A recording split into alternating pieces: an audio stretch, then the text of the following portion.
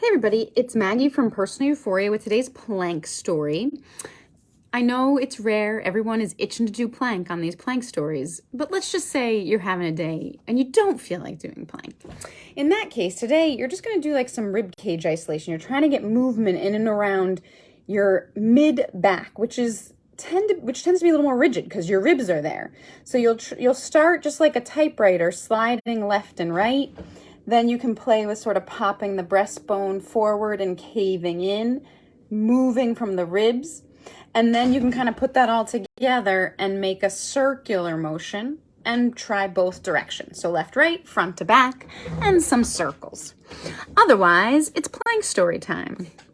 So when I first started teaching Pilates, I had been in school a history major and worked in education and history.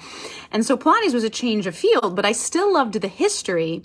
And at the time, there were 6 living Pilates Elders. So these were men and women in their 80s and 90s who had trained and studied Pilates under Joe Pilates and were still teaching.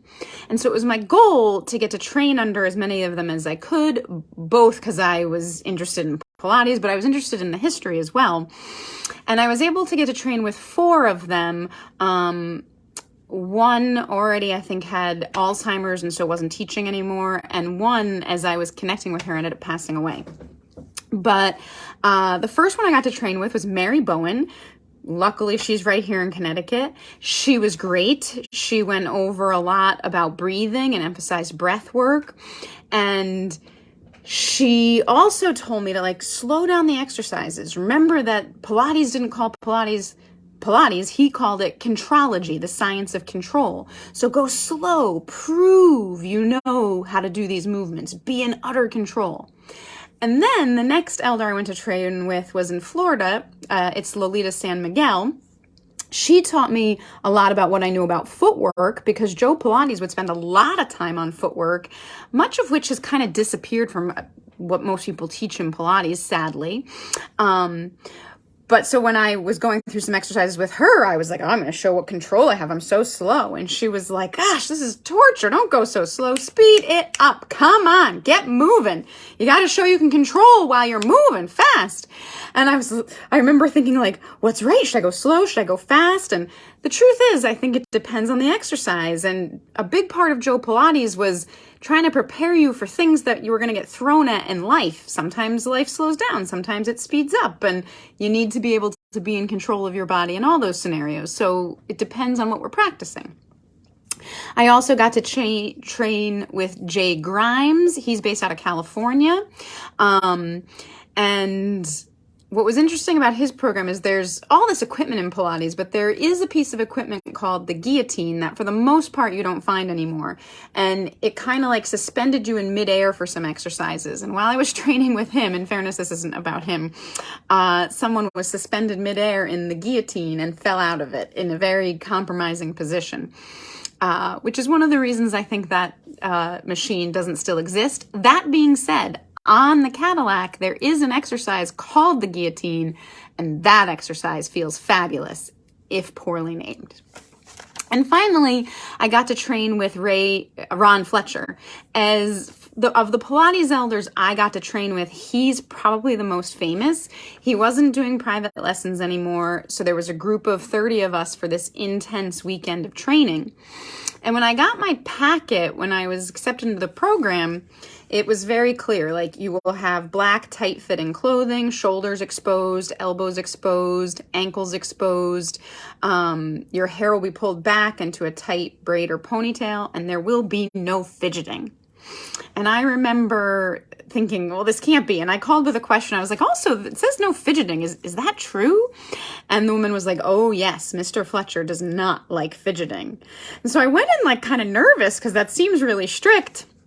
And for the first 4 hours of our program, he had the 30 of us stand at attention, legs together, arms at your sides, tall posture.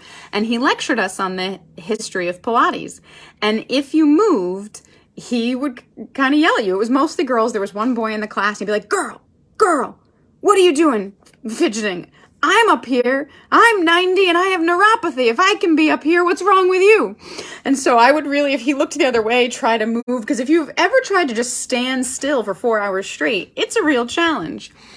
He sounds hardcore, but he was great, and I learned a lot from him. Many of the exercises that I still incorporate in class. I think he just comes from this sort of strict, almost militant dancer background where you just toe the line and this is the expectation. But when you talk to him, he was a really good teacher, and he was an advocate for mat Pilates because the equipment is so popular. And I love the equipment too, but there is something special about just your body on a mat. And he was an advocate for that. He also, along with many of them, wanted to encourage creativity. Come up with a new exercise. Think of a unique way to get on or off the machine. And in fact, when I was training with Mary Bowen here, there's an piece of equipment called the ladder barrel. And she was like, just create a new exercise on this machine. And so I got on there and I did something. She's like, someone's done that before. That's not that creative. So I do something else. That's not that creative. And so then I contort myself in this ridiculous position that I'm not even sure I can get out of. And she's like, what are you doing? That looks so uncomfortable. Who would want to do that? And I just remember thinking, I don't know how to be the right amount of creative here. But I also think that's important. I think as instructors, as long as you're following the concepts of Joe Pilates' main principles, it's good to be creative. Sometimes your clients need something different. Sometimes you need it in your own body. I think it's good to try to teach our clients to be creative. Very often, everyone's so nervous. They feel like you have to be told what to do. Like you don't know the right moves and you have to be told. And I think if we kind of pay attention, our body often tells us what to do. And learning to be creative, I think, helps kind of create some trust in our own body. Even if when we're experimenting with it in front of people, it can be embarrassing or feel awkward or strange. The skill is worthwhile. So anyway, I was grateful to all of them. I feel like I learned a ton, and I still very vividly remember my lessons with them and appreciate that. And all of them except Ron Fletcher are still alive and I think still teaching. With that, have a great day and keep moving.